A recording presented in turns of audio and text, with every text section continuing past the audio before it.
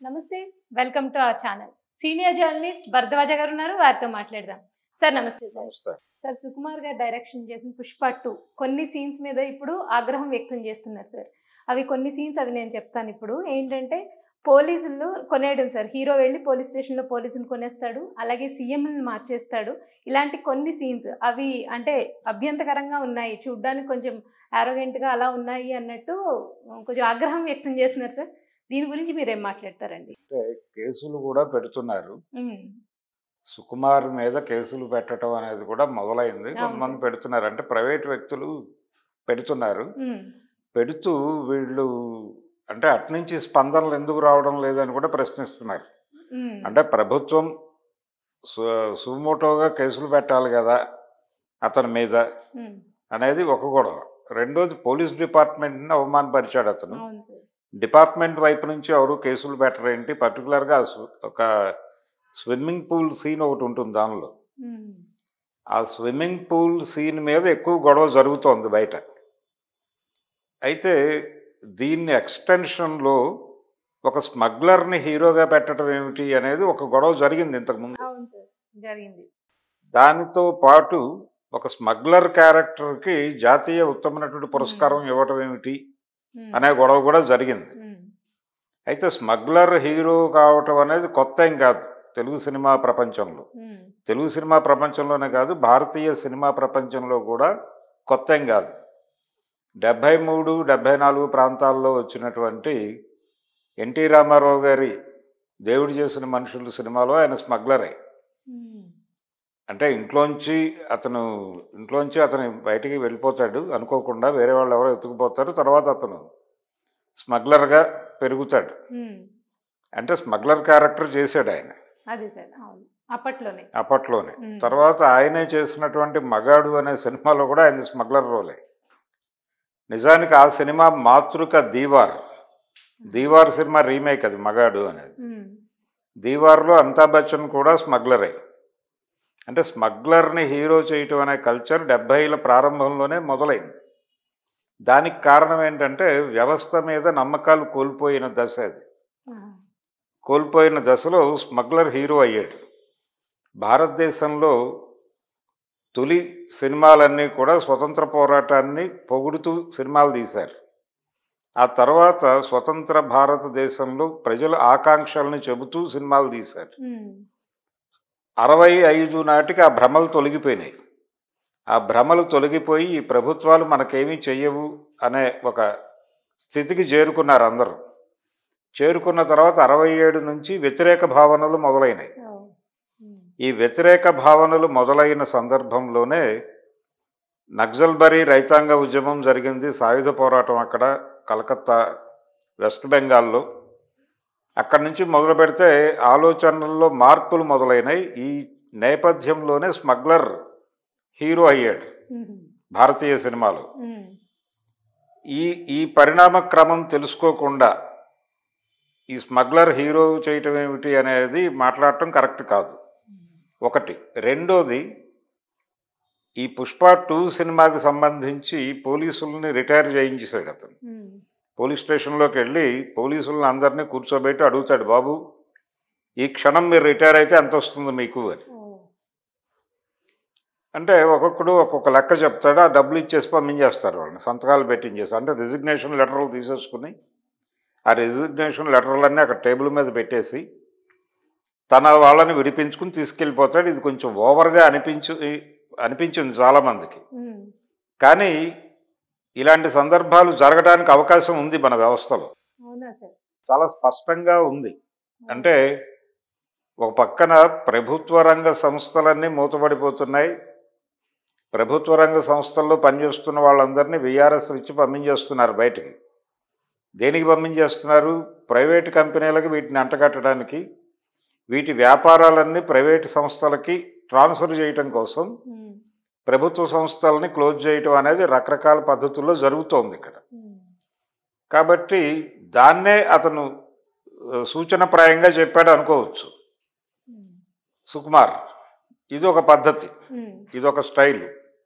అలాగే ముఖ్యమంత్రుల్ని మార్చటం అనేది కూడా మనకి కొత్త ఏం కాదు చాలా క్లియర్గా ఆంధ్రప్రదేశ్ చరిత్రలో, ఉమ్మడి ఆంధ్రప్రదేశ్ చరిత్రలో చూస్తే కాంగ్రెస్ పార్టీ హయాంలో 5 ఏళ్లలో వాళ్ళు 3-4 ముఖ్యమంత్రుల్ని మార్చినటువంటి సందర్భం కూడా చూసాం మనం. అవును సార్.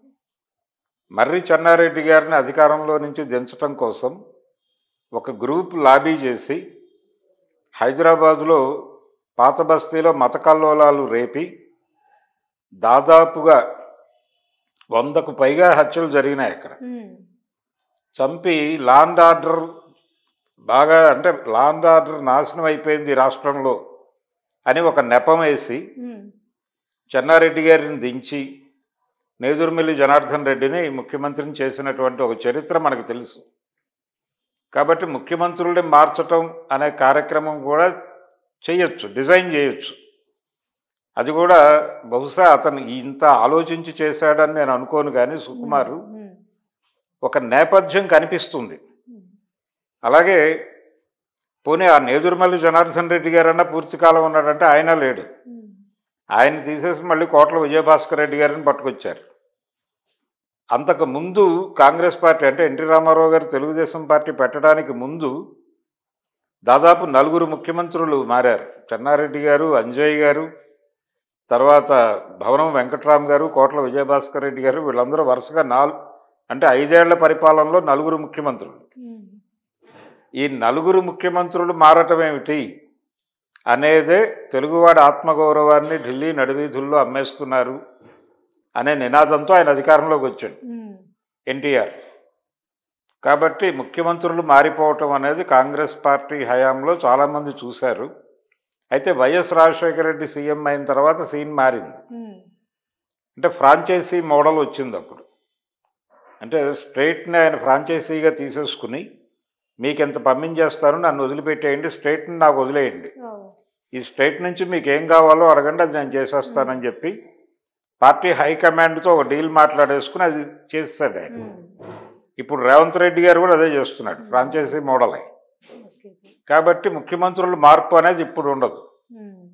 వైఎస్ రాజశేఖర రెడ్డి టైంలో కూడా ఒక ఊహాగానం వచ్చింది అప్పుడు. ఊహాగానం ఏంటంటే ఈయన మొదటి కృష్ణుడు, వైఎస్ అనేవాడు మొదటి కృష్ణుడు, రెండో కృష్ణుడు జైపాల్ రెడ్డి అనుకున్నారు. జైపాల్ రెడ్డి గారు అప్పటికి కేంద్ర మంత్రిగా ఉన్నాడు. ఆయన కేంద్ర మంత్రిగా ఉండి విజయవాడ రేడియో స్టేషన్లో ఏదో ఎఫ్ఎం బ్యాండ్ చేయడానికి వచ్చినప్పుడు ఆయన విలేకరులు అడిగారు ఆయన్ని, ఏమండి రెండో కృష్ణుడు మీరే ఆట కదా అంటే ఆయన నవ్వి ఊరుకున్నాడు, సమాధానం చెప్పకుండా. అంటే ఏమో జరిగితే జరగనువచ్చు, జరగకపోనువచ్చు అన్న టోన్లో వెళ్ళిపోయాడు. అయితే ఆ అవకాశం రాజశేఖర రెడ్డి ఇవ్వలేదు, ఆయనే కొనసాగాడు. ఆ తర్వాత 2009 ఎన్నికల్లో కూడా ఆయన సారథ్యంలోనే ఎన్నికలకు వెళ్ళారు, ఆయనే గెలిపించుకున్నాడు తక్కువ మెజారిటీతో అయినా కానీ. సో ముఖ్యమంత్రుల్ని మార్చటం అనేది ఆ దశ. కానీ ఇప్పుడు పరిస్థితి ఏంటంటే ముఖ్యమంత్రుల్ని మార్చటం అనేది ఒక బిజినెస్ మ్యాన్కి పెద్ద కష్టమైన పనేం కాదు. అంటే మనిషి సరుకుగా మారిపోయిన ప్రపంచంలో ఉన్నాం మనం. ఎవరినైనా కొనొచ్చు, ఏదో ఒక రేటు ఉంటుంది అంతే. అంటే ఈ సినిమాలో సోఫాలు పంపిస్తాడు, పుష్ప సినిమాలో. ఈ సోఫాలు పంపించడం, ఒక సోఫాకి ఒకటి పడవచ్చు, 20 సోఫాలకి ఇంకొకటి పడవచ్చు అనే ధోరణిలో నడుస్తుంది. అంటే మార్కెట్ ఎకానమీలో ఉంది ప్రపంచం. మార్కెట్ ఎకానమీలో ఉండటం అంటేనే అమ్మకం కొనుగోలు మాత్రమే ఉంటుంది, జీవితంలో ఇంకే ఉండవు. ఎవరైనా సరే అమ్ముడుపోతారు. మనిషి సరుకుగా మారిపోయాడు. ఈ సరుకుగా మారిపోయినటువంటి లిబరలైజ్డ్ ఎకానమీ అంటాం మనం దీన్ని. ఈ మార్కెట్ ఎకానమీని సూచనప్రాయంగా డైరెక్టర్ గారు చెప్పాడేమో ఆ సీన్లో అనుకుంటాను నేను. ముఖ్యమంత్రిని కూడా మార్చేయచ్చు, మన దగ్గర డబ్బులు ఉన్నాయా లేదా అన్నది ప్రశ్న. డబ్బులుంటే ఏదైనా చేయొచ్చు, డబ్బులుంటే ఏ పనైనా పెద్ద కష్టమేం కాదు, ఎవరినైనా కొనేయచ్చు, ఏ పనైనా చేయొచ్చు అనేది ఒక కాన్ఫిడెంట్ లెవెల్లో చెప్పాడు ఆయన. అలా జరుగుతున్నాయి కూడా. అంటే ఈ దేశం నుంచి డబ్బులు పెట్టి మేనేజ్ చేసి విదేశాలకు పారిపోయినటువంటి స్మగ్లర్లను అనేక మందిని చూసాం ఈ మధ్య కాలంలోనే. ఇక్కడ కేసులు ఉంటాయి, వాడు చాలా చక్కగా వెళ్ళిపోగలడు, అందుకు చాలామందిని కొనుగోలు చేస్తారు. ఆ తర్వాత దీనికి సంబంధించిన ఎవరైనా దొరికితే కేసులు పెడితే ఏం పర్వాలేదు, మేము కూడా ఏదో పద్ధతిలో పారిపోతాం ఇక్కడి నుంచి అన్నట్టుగా వ్యవహరించడం చూసాం మనం. అందుకని ఈ అమ్మకం కొనుగోలు వ్యవస్థని మాత్రమే అతను డీల్ చేశాడు సినిమాలో తప్ప లేనిది ఎక్కడా చెప్పలేదు. లేనిది చెప్పలేదు. వ్యవస్థల మీద ఇంకా నమ్మకాలు ఉన్నాయి కొంతమందికి. కొంతమందికి ఇంకా వ్యవస్థ మీద నమ్మకాలు ఉండి ఆ నమ్మకాలు ఉన్న వాళ్ళు ఇదేంటి అనుకుంటున్నారు. మరీ ఇంత ఓపెన్గా మాట్లాడేశాడేంటి ఇతను? కొంచెం గౌరవం ఇవ్వాలి కదా. ఎంత అమ్ముడుపోయినప్పటికీ ముఖ్యమంత్రికి ఒక గౌరవం ఇవ్వాలి కదా, లేకపోతే పోలీస్ డిపార్ట్మెంట్కి ఒక గౌరవం ఇవ్వాలి కదా అన్న టోన్లో బిహేవ్ చేస్తున్నారు కొంతమంది. అమాయకంగా మార్కెట్ ఎకానమీ అర్థం కానట్టుగా కేసులు పెడతామంటున్నారు. ఈ కేసులు కూడా అడ్మిట్ అవుతాయి, కోర్టులో అడ్మిట్ అవుతాయి, కానీ ఏమీ జరగదు. అంటే కోర్టుల నుంచి పాజిటివ్ జడ్జిమెంట్లు ఎలా తెప్పించుకోవాలో కూడా ప్రస్తుతం అందరికీ తెలిసిన విషయమే. అందులో ప్రభుత్వాలను నడుపుతున్న వాళ్ళు, ప్రభుత్వాలను నిర్వహిస్తున్న వాళ్ళు, వీళ్ళందరికీ చాలా స్పష్టంగా తెలుసు. చాలా పెద్ద పెద్ద కేసుల్లో కూడా పాజిటివ్ జడ్జిమెంట్లు తెప్పించుకోగలిగారు. ఆ జడ్జిమెంట్లు ఇచ్చినటువంటి వాళ్ళు, పర్టికులర్గా ప్రభుత్వాలకు అనుకూలంగా జడ్జిమెంట్లు ఇచ్చిన జడ్జిలు అందరూ కూడా ఆ తర్వాత చాలా పెద్ద పొజిషన్స్లోకి వెళ్ళారు. వాళ్ళు రిటైర్మెంట్ తర్వాత గవర్నర్లు గాను, ఎంపీలు గాను, ఇలా. అది అంటే వాళ్ళు ఆ రేటుకి అమ్ముడిపోయారనేది అర్థం. అట్లా ఎవరినైనా సరే కొనేసేటువంటి ఒక మార్కెట్ ఎకానమీలో ఉన్నప్పుడు వీళ్ళెందుకు కొన్నారు, వాళ్ళెందుకు కొన్నారు, కొన్నట్టుగా ఎలా చూపిస్తారు మీరు అనేటువంటి హక్కు ఎవరికీ లేదు. కాకపోతే ఏంటంటే రాజ్యాంగం ఇంకా కొంచెం అంటే ఇంకా ముసుగు వేసి పరిపాలన నడుస్తోంది, కానీ ఇప్పుడు రాజ్యాంగాన్ని కూడా మార్చేసే ప్రయత్నంలో ఉన్నారు వీళ్ళు. రాజ్యాంగాన్ని కూడా మార్కెట్ ఎకానమీకి అనుగుణంగా మార్చాలి అనేటువంటి ఒక ప్రయత్నం జరుగుతోంది. అలాగే చట్టాలను కూడా మార్చే ప్రయత్నంలో ఉన్నారు. ప్రో మార్కెట్ చట్టాలు లేకపోవడం వలన అనవసరంగా కేసులు పెడుతున్నారు మా మీద అని పొలిటీషియన్సే అనుకుంటున్నారు. చాలామంది రాజకీయ నాయకుల మీద కేసులు ఉన్నాయి. కేసులు లేని రాజకీయ నాయకుడు లేడు ఇప్పుడు. జగన్మోహన్ రెడ్డి మీద కేసులు ఉన్నాయి, అలాగే రేవంత్ రెడ్డి గారి మీద కేసు ఉంది, చంద్రబాబు గారి మీద కేసు ఉంది. కేసు లేనివాడు రాజకీయ నాయకుడు కానేరడు అనేటువంటి పరిస్థితి నడుస్తుంది. కాబట్టి ఈ కేసులన్నీ ఎందుకు వస్తున్నాయి మన మీద అంటే, మన చట్టాలు ఇంకా ప్రో మార్కెట్ మారలేదు, ఇంకా పాత పద్ధతిలోనే ఉన్నాయి. అంటే 90లకి ముందు ఏ రాజ్యం ఉందో అప్పుడు మిశ్రమ ఆర్థిక వ్యవస్థ ఉండేది మనకి. ఆ మిశ్రమ ఆర్థిక వ్యవస్థ పద్ధతిలోనే చట్టాలు ఉన్నాయి, కాబట్టి దాన్ని కూడా మార్చాలి అనే ప్రయత్నం చేస్తున్నారు ఇప్పుడు. కాబట్టి చట్టాలు కూడా మారిపోయిన తర్వాత ఇంకా ఇబ్బంది లేదు, ఎవరి మీద కేసులు కూడా ఉండవు ఈ అమ్మకం కొనుగోళ్లకు సంబంధించి. అందుకని ఆ రాజ్యం దిశగా అంటే ఇంత అవగాహనతో ఆయన తీసాడా లేదా అనేది పక్కన పెడితే, ఆ సన్నివేశాలు, ఆ సినిమాలో ఆయన ఆలోచించిన పద్ధతి, అదంతా కూడా మార్కెట్ ఎకానమీ నడుస్తున్న దేశంలో అసహజమైతే కాదు.